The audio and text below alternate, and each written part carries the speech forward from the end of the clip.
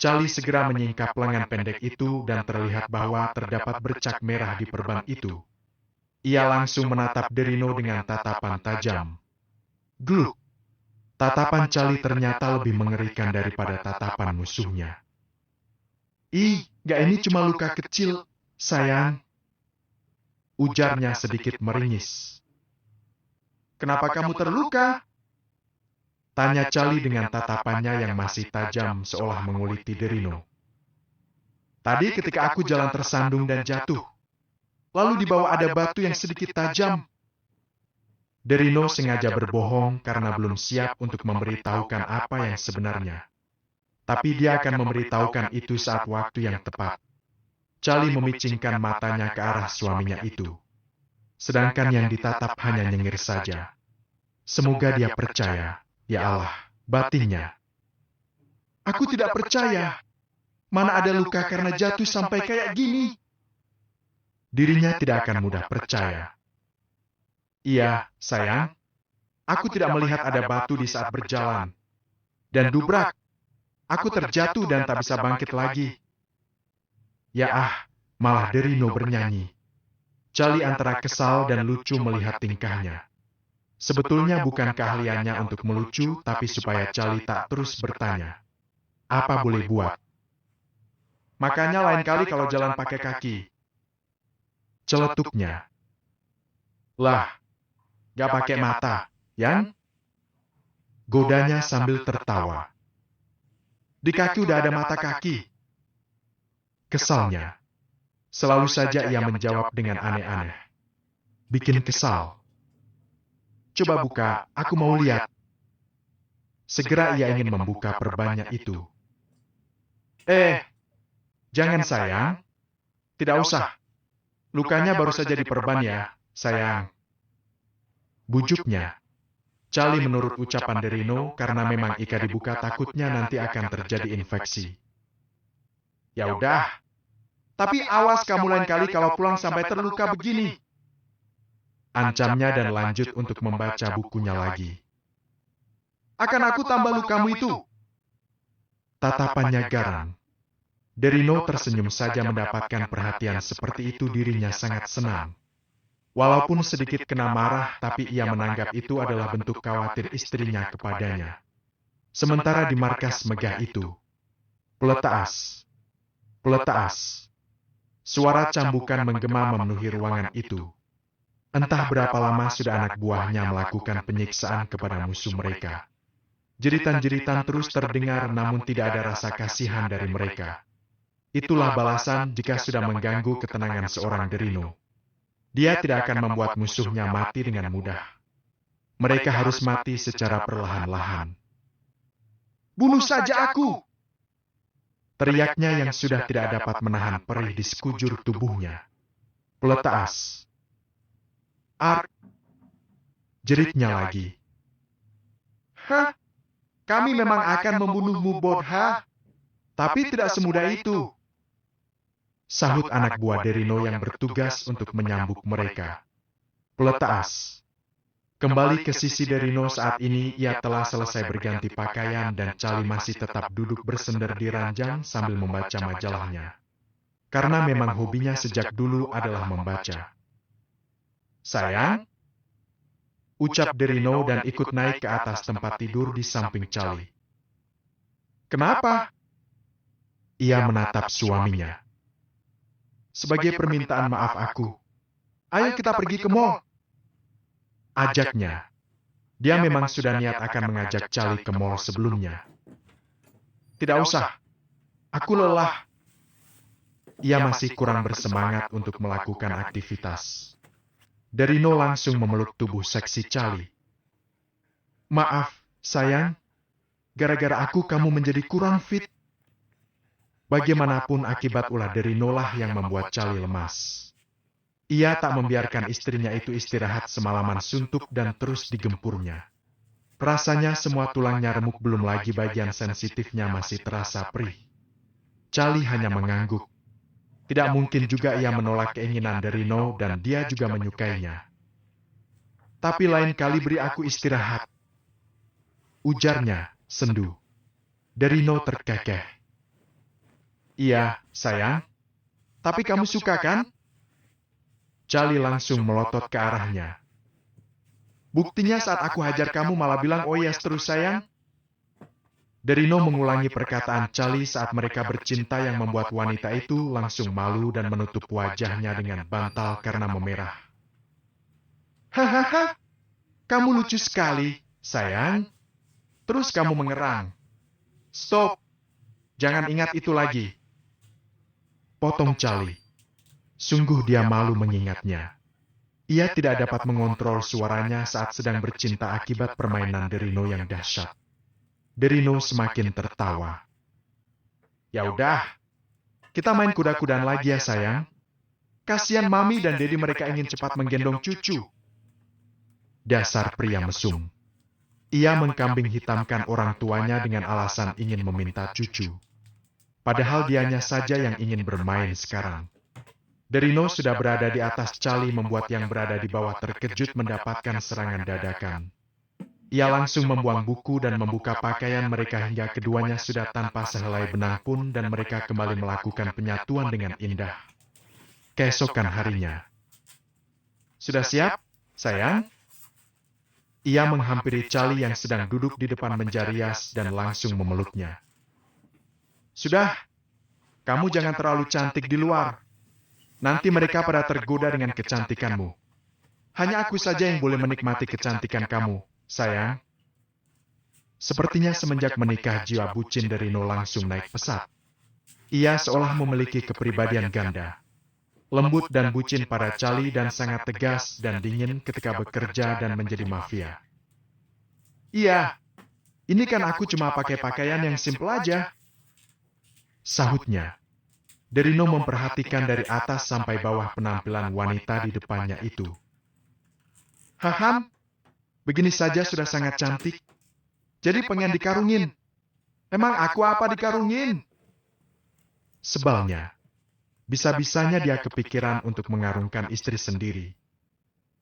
Bercanda, sayang. Ya udah, kita pergi sekarang. Ia langsung menggandeng tangan Charlie dan segera menuruni tangga langsung menuju garasi menggunakan mobil sportnya.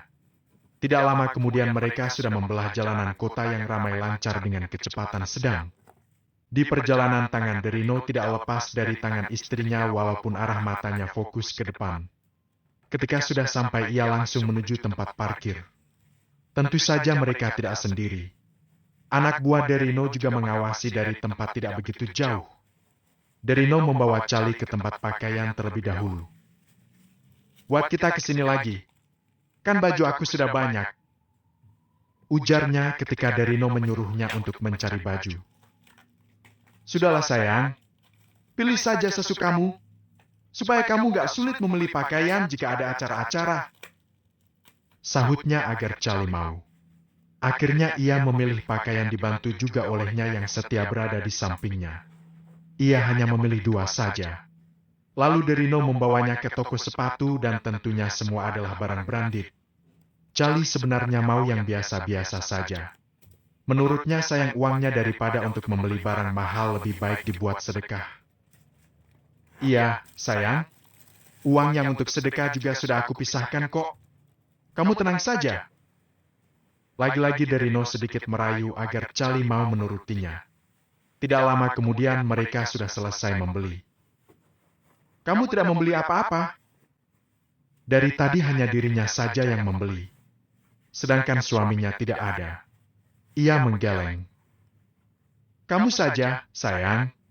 Aku sudah bosan dan barang aku juga sudah banyak. Terus apa bedanya dengan aku? Sebelum kita menikah kamu sudah memberikan banyak barang-barang mahal. Benar juga. Derino hanya tercengir saja. Udah, tidak usah kamu pikirkan, sayang. Sahutnya ingin menyelesaikan perdebatan. Mereka masih terus berjalan untuk melihat-lihat. Sayang, kita makan dulu ya. Kamu juga pasti lapar kan? Kemudian mereka mencari restoran cepat saji yang berada di dalam mall itu. Sayang, kamu tunggu di sini sebentar ya. Aku mau ke toilet. Ujar Derino. Tiba-tiba saja ia mendapat panggilan Alam. Iya, Aku tunggu di sini saja, balasnya. Kamu hati-hati ya, jangan kemana-mana. Charlie mengangguk saja dan Derino langsung mencari toilet.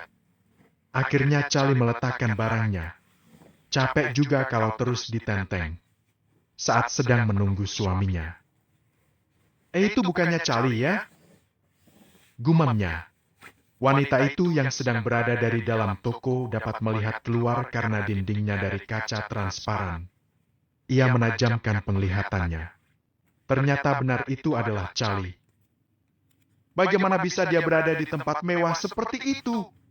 Pakaiannya juga mahal lagi. Celetuknya sendiri. Entah kenapa tidak ada angin dan hujan, tiba-tiba dia kesal melihat Charlie berada di sana dan menggunakan pakaian bagus. Hei, wanita miskin! Ujarnya saat tiba di tempat Charlie. Astagfirullah! Charlie terkejut mendengar suara yang tiba-tiba. Ia segera menoleh ke orang itu. Ngapain kau ke tempat mahal seperti ini? Wanita itu meremehkan Charlie. Kemudian pandangannya beralih menatap barang-barang yang berada di dekat Charlie.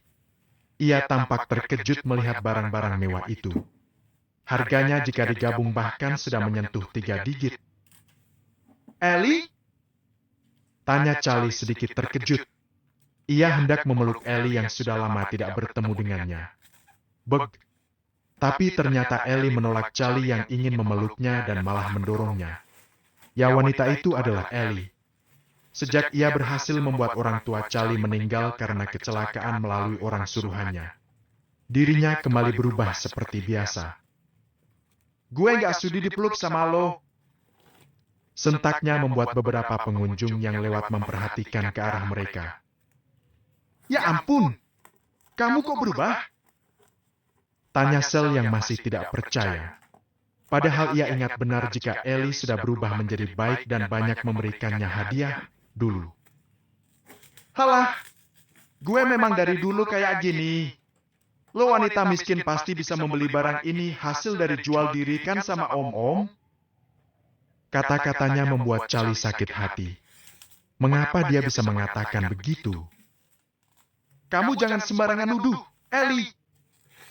Nadanya mulai terlihat datar. Tampak ia juga mulai marah. Jujur aja deh lo. Wanita kayak lo mah gak pantas berada di sini. Kayak gue dong. Udah kayak cantik lagi. Ujarnya dengan melemparkan rambut panjangnya dengan sombong. Tuan, ada wanita yang mengganggu nona muda. Lapornya dari sambungan telepon. Cat. Beruntung ia sudah selesai dan langsung bergegas menuju ke tempat Charlie. Wajahnya sudah berubah. Siapa yang berada menyentuh istrinya, maka kematian akan berada di depan mata. Saat mencerca Charlie, Ellie melihat kehadiran Derino yang berjalan dengan cepat menghampiri mereka berdua. Langsung saja wanita tidak tahu diri itu menggandeng tangan Derino dengan santai saat ia sudah sampai. Charlie hanya memperhatikan suaminya yang digandeng oleh wanita itu walaupun hatinya panas. Tapi ia tahu dan percaya pada Derino. Lihatlah pacar aku. Ucapnya dengan bangga mengakui bahwa Derino adalah pacarnya sambil bergelayut manja di lengan kokohnya. Lelaki tampan itu langsung mendorong Ellie dengan kuat membuat tubuhnya terjatuh ke lantai. Au! Mereka menjadi perhatian para pengunjung. Derino tidak peduli jika ia dianggap tidak gentleman sebagai pria karena kasar dengan wanita.